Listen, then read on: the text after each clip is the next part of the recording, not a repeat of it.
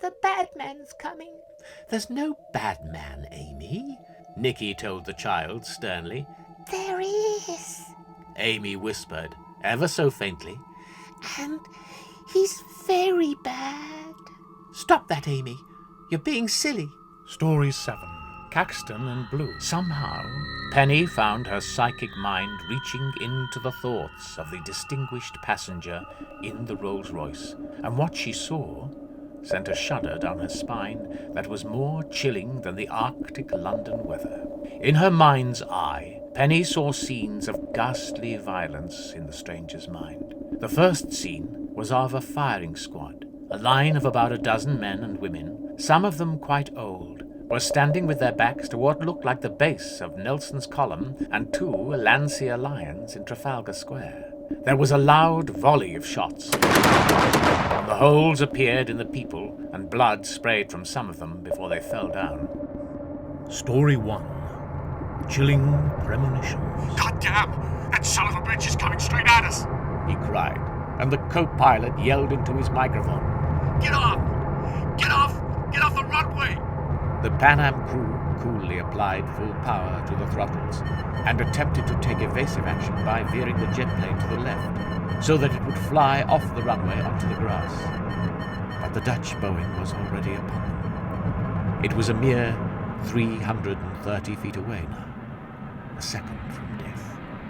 All the same, the pilot of the KLM flight tried to turn to his left, and as a result, he caused the tail of the plane to smash into the upper right side of the Pan Am Airlines fuselage. Story 9. Paranormal Traps. Sarah turned the knob and slowly opened this door, and a draft of air blew dust and cobwebs at her face. The current of air caused the narrow door, which had admitted Sarah into the room, to slam shut. She hurried back to the door and saw that it had no knob on the interior side. Sarah tried desperately to open the door, and she tried to prise it open with her fingernails, but it wouldn't budge. Story 3. Sinister Abductors. I have no insides, look, he said, and Julie cried for her mother. Look! What do you think of that?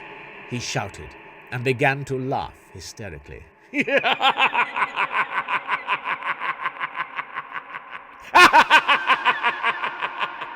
He then said, I will find other children, and I might come back for you, if you die.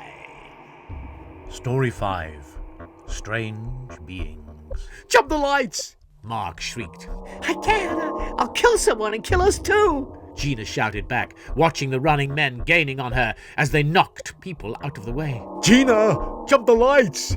They're gonna catch up with us, for God's sake! Clive yelled at her, and his hand felt the door handle as if he was thinking about leaving the vehicle.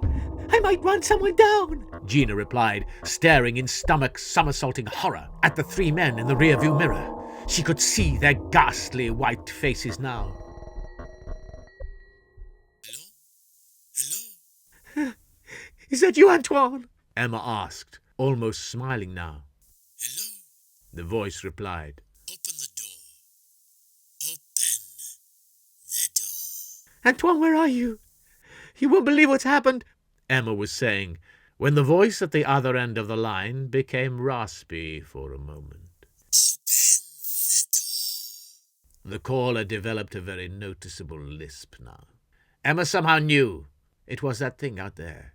It had called her, and she didn't know how it could do that, but this did not sound like Antoine. Hello?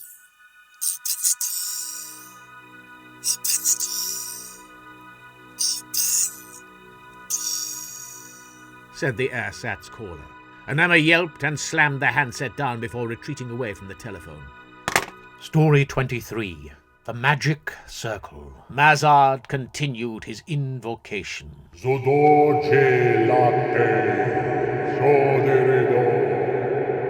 Everyone in the room felt a faint thump at their feet, as if a faint tremor had struck the capital. Tales of the Weird. Volume 3. Written by Tom Slemen and narrated by Nigel Peaver.